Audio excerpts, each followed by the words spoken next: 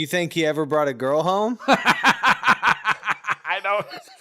So, weird living situation, right? I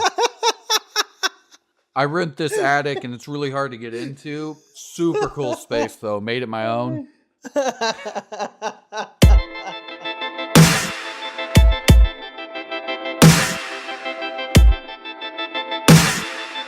Ponder Freak Podcast starts now. Hey there, Ponder Freak Nation. How's life? How's it going?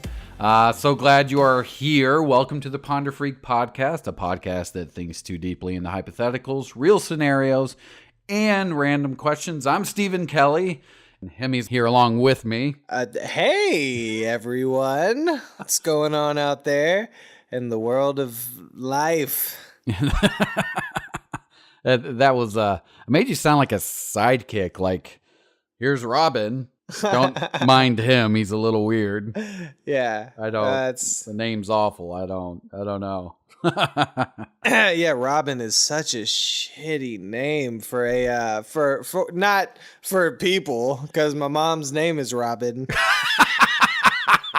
Hey, Mom. And I love Mom. It's not a shitty name for moms. It's a shitty name for Batman's sidekick.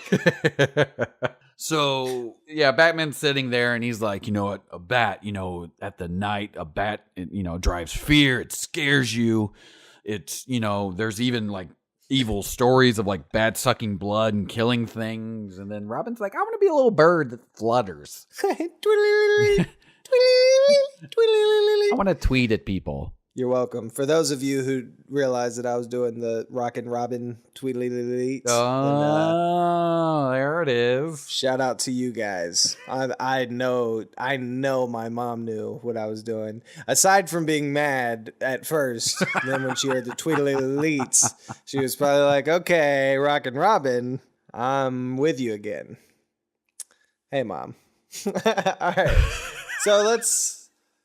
So what are we talking about on this one? All right. This is the story of Theodore Edward Coneys. This gentleman was born November 10th, 1882.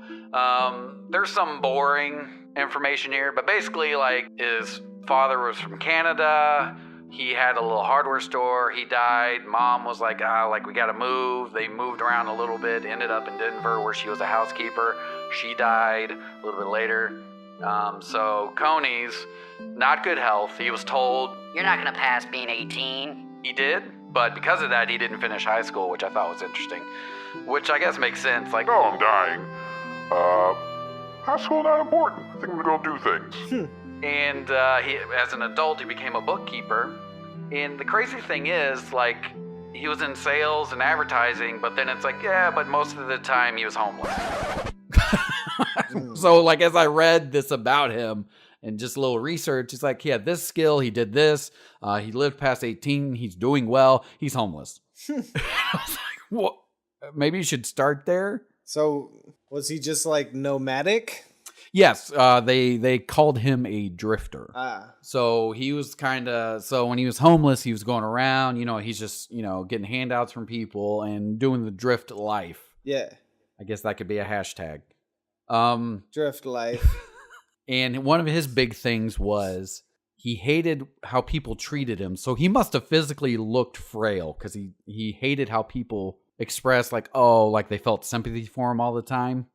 And he wanted to be free of this and go somewhere to where people wouldn't judge him. So let's go to the future here. It's September 1941. Theodore Coneys is 59.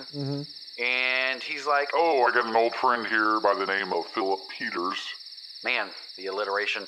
And he was gonna I'm gonna go get a handout. Like, this guy's doing well. I'm gonna go get some money from him. He comes to Peter's house. No one's home. Theodore's like, I'll break in. I'm gonna break in, take some food, take some money. Cool. He's looking around. He's in closets. Like, he's not just, he's not just in this guy's home, like getting, he's not just robbing. He's like in his closets and shit, like going through everything, which is just kind of funny to me. And in one of these closets was a very narrow, like, cubby hole up to the attic. And Coneys is like, I'm gonna go open this attic. I'm gonna stay here. Just be away from society. He lives in this attic for 5 weeks. Right? This is only the beginning, so this is kind of nuts. So he started doing this back in September, and it's now October, mid-October. He comes down, he's in the fridge, getting stuff out of the fridge, and Peters is like, Whoa!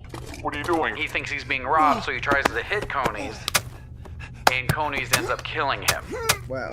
So he kills his old acquaintance, who was 73 at the time, and then he goes back up in the attic. And so his friend's dead down in the kitchen. The police are called because Peters apparently was supposed to go over for a dinner that night. So the police are all downstairs. Coney's is just staying in the attic. The police investigate. They're like, All the windows are locked, all the doors are locked. This is weird. How'd this dude die? they see the cubby hole, and they're like, No one can climb through that, it's too narrow. this is where Coney's frailty worked for him. He could climb through the hole. So this is kind of nuts. So case unsolved at this point. Peter's wife was in the hospital this whole time. She had, her hip was broken and she was healing. And she moves back home from the hospital with the housekeeper. Coney's is still living in the attic. Bruh. He lives in the attic another 9 months. What? What? So he just keeps coming down for food and shit? Right. So we're going to pause here for a little bit and just kind of, what exactly, like you said, what? Like, what's going on in this dude's mind, right? Yeah. So we look at the past. He wanted to get away from the world. He hated how people treated him. And this attic to him was the answer. So you brought up a good point, food. I'm assuming he just went down to the fridge and got what he needed all the time. But like she didn't know that he was doing that, and like how inconvenient of a life to live, because you could just like you do at this point you have the ability to leave the house whenever you want, Right.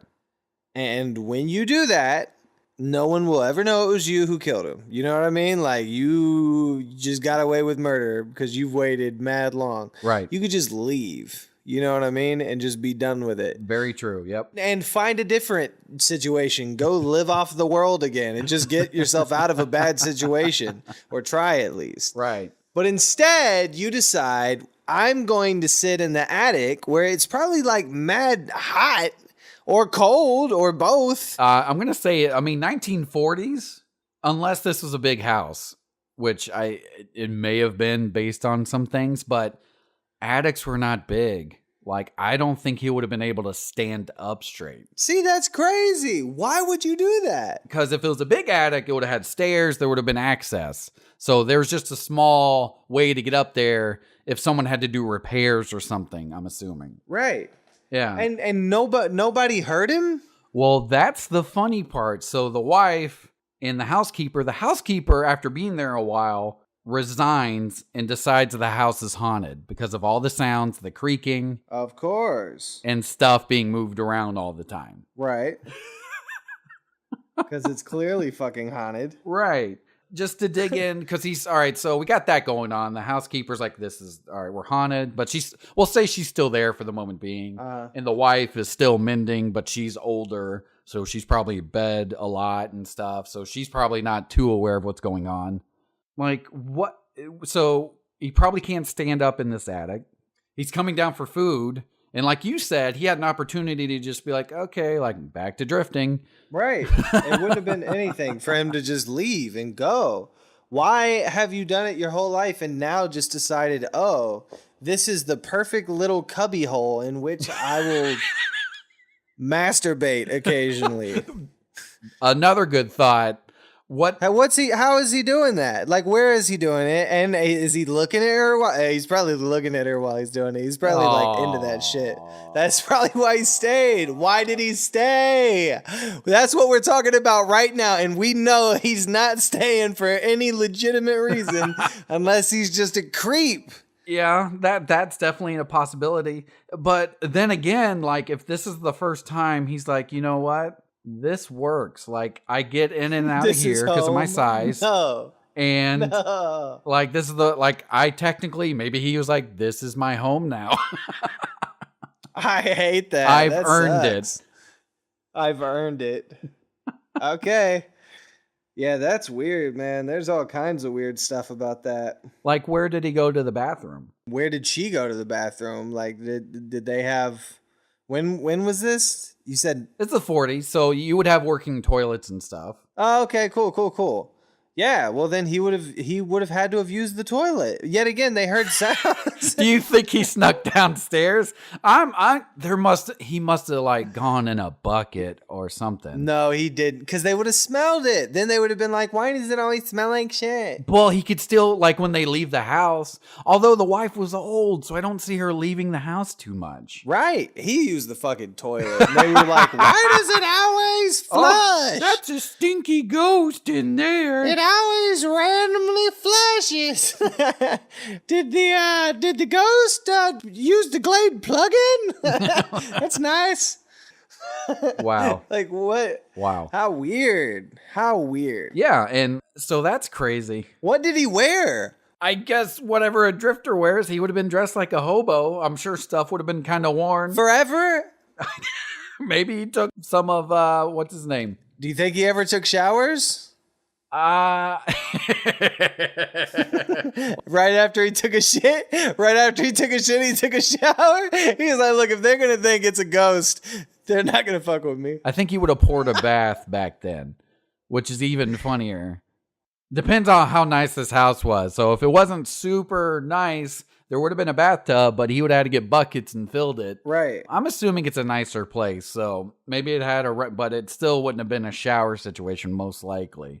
So where was her room comparatively to where he was located? As far the closet, it didn't say which closet the cubby hole was in. Because I like if it was connected to her room and he had to like come through her room to get out, that's way creepier and way crazier. It's still creepy and crazy, even if it's on the other side of the house. Right. But I feel like if it's on the other side of the house, I might be more inclined to stay a little longer. I'm going to go linen closet. So it's probably in a hallway, the way it's kind of sounding, because it didn't associate it with a room, but it did say the attic was very narrow. Right. So that's a big, deal. That's horrible. This is okay. I feel like I would have got annoyed, like crawling back in there all the time. You know what I mean? And just being like, fuck, I'm going back in. Right. Well, I mean, you got to think you're coming down got to come down for food, got to come down and go to the bathroom, Yeah. You're constantly going back in. I mean, he must have been sneaking newspapers or something up there. Yeah, no. I wonder if he got a hold of a radio, which would kind of sound spooky through an attic at night. You'd be like, who's talking? Like, what are these sounds? Yeah, that would be nuts. And I mean, World War II is happening at the exact same time. Right. Do you think he ever brought a girl home? I don't. So, weird living situation, right? I rent this attic and it's really hard to get into. Super cool space though. Made it my own. I don't think that would go too well. I don't. Nah. There wouldn't even have been power up there most likely. Like he would have had a candle. And then she'd get up there and be like, "Oh, how romantic." Like how would that go? That wouldn't go very well. Hey, so you said that she was there all the time, right? I will see. I don't know that for sure. Like okay. So she's at the age, hip is broken. Her husband died at 73. I'm assuming she's somewhere around that age, possibly. So if she's coming and going, I'm going to go ahead and say it's probably not super often. Okay. Because I was going to say, if she's out and about, occasionally, then you could totally be like, yeah, come over to the crib. Like she ain't here. You know what I mean? Right. Like you'd be good. Yeah. So you could totally live like a somewhat normal life, if you want to call it that. Yeah. But if not, if she's always there, then you're just creepy and you don't talk to anyone. You're not having any conversations. No. You're not like, you're just like sitting in your silence Exactly. forever. Yeah. So 9 months of this, and that's supposedly when she was living there. So when the housekeeper was like, Okay, like, there's ghost, I'm done. and then the wife, Mrs. Peters, was like, I'm just gonna go live with my son. You know, I'm just moving out. and so he's in the house at this point. Okay, good. Now it's nice. And the police are like checking it out occasionally because they're still not sure what happened, and they keep getting reports, and some police were like, it must just be a ghost. Or local pranksters. Wow. But I think it's funny that the police were partially convinced, like, oh yeah, there's a good chance of ghost. It's probably just ghosts. Probably just ghosts. So it's the only thing. That's hilarious. And this would have been a nicer house because they had a housekeeper and they had a second floor, it looks like. Right. Yeah. So this would have been nicer because back then, like, you lived on a level 1 floor house, 1 level, 1 story, I should say. Just because it was, building was more expensive and whatnot. But so here's how it all ends. Apparently during a routine check, the police just went through the house to kind of look it over, and someone heard a lock click upstairs, and they just ran up there, and they saw Coney trying to get through the trap door and grabbed him by the legs. Wow. That's so creepy. Right. So they were 10 to 20 seconds, maybe just 10 seconds, or even 5 from him getting away again. Right. And just staying in this house. Can you imagine if someone else moved in? Bruh. Because they would have got a deal. A nice young family. Yeah. So, not going to lie. Don't want to lie to you good people. There's a ghost. He eats and shits. Showers once every 3 months. Yeah. He's... It's just... I don't know. Like, what, are you killed again? There's a chance. See, this situation sounded like, though... It sounded like he was at the refrigerator and the dude just was like, whoa, someone's in my house. I need to knock him out. Like, I need to protect my home. And he ended up killing the guy. Yeah. But it does say that Coney found a gun in the home while it was empty and broke the gun over the dude's head and beat him to death. So it was, it went from it went to a malicious level. So after they caught him, he was dubbed the Denver Spiderman. What? Because a cop remarked a man would have to be a spider to stand long up there. Stand it long up there, I should say. So they compared him to a spider for being able to get up there and living in that small space. Wow. And so he was Spider-Man. Wow. It's funny that we talked about Fishman the episode before this. And now we've moved on to Spider-Man of Denver. Fishman to Spider-Man. What's crazy is this story inspired a CSI episode, supposedly, and inspired a Simpsons episode. I've seen a movie like this too. Not identical to it, but sure. I mean, yeah, pretty similar. I don't want to say the name of the movie. Yeah. Because it's kind of a big. Well, it's not a big movie, but that's a big oh shit part of the movie. So okay, well, look at that, being good to people. Yeah, man, I don't fuck spoilers. So this guy, he admitted to the crimes. I think he felt guilty. I think he was like, things got out of hand with my friend and I killed him. And I lived in his attic. And I ate his food. And I spooked his wife. And just 9 months, but he get life in jail. He ends up dying in 1967, just from old age. And it's just woof. Wow. Yeah. Right? That's nuts. I couldn't do it. I'd go crazy. Yeah, for sure. So that's when I think there must have been a degree of crazy in there, obviously. Yeah. I mean, something snapped Yeah. Yeah, that's definitely nuts. Right. I mean, like I said, I would want to leave after a while. I mean, maybe you were living up there just because you were like, hey, man, I've never been nomadic like this. And you wanted to try some crazy shit. Yeah. And then after you like killed him, you were like, fuck, like I gotta shit. What do I do? Like no one's gonna suspect me to be here. Yeah. And then after 9 months, after like 7 months of doing whatever, you're like, all right, yo, it's been 7 fucking months. Like I need to get up out of here. Like, and then if you leave, then I'd be like, yo, like you were crazy enough to kill someone and leave. Yeah. But I'd look at you as a completely different kind of crazy. Right. Almost like a more sane version. You know Right. what I mean? You're just like a bad person. But you know what I mean?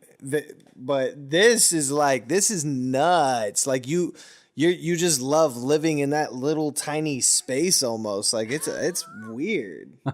While people are there, like it's so creepy. Right. And no one knows that you're there. Like what? Yep. It's not like you're a known roommate. That's still weird. Exactly. Yeah. If you were the known roommate, it's still weird that that's your room. Yeah. But that's your room and no one knows you're there. That's way creepier. It's nuts. I mean, I get it. Like Colorado, Denver, you're up in the mountains. It's cold. Maybe 3 months. Wait for spring. You know what I mean? Yeah. Then make a move because it probably is warmer there than just being out. Right. I mean, you got to think too, like how homeless we talking? Like how well is he doing on the streets? If he's not well at all, like he's like, I got a place to sleep here that's dry. I got food.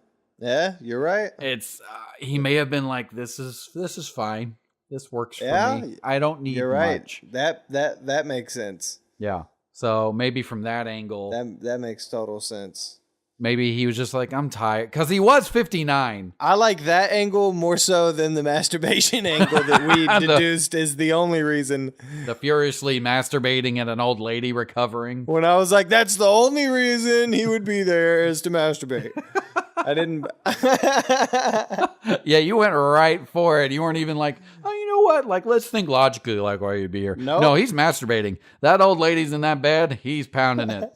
I was like, he's there for the creepiest reasons. Because it is creepy. It's still creepy, regardless. Like, no matter what. Oh, absolutely. Even if he's there, just because he's like, you know what? This is the only place I could be. Like, it's not, though. It's not the only place that you could ever find shelter. It's not. Right. So it's still creepy. I guess that's why I thought masturbation was the only thing that even kind of made sense. Because you can go live anywhere. You can. He's getting something out of this. Yeah, you can find something else. Like, Yeah. yeah. I think that's hilarious, man. Crazy. Ugh, Absolutely crazy. it is. Wow. And that is a real story that actually happened. Yes.